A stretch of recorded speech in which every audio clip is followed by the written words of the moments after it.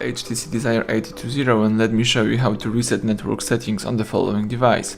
So at the very beginning, let's start by using your home screen. Here you need to find and select the settings. From the following list, scroll down and choose Backup and Reset. Then here let's tap Network Settings Reset.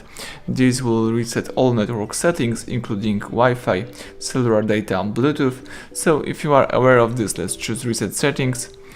And to confirm the whole operation, tap Reset Settings again. That's it, network settings have been reset, so now you can go back and start using your device in a normal way. Thank you for watching, please subscribe our channel, leave thumbs up under the video.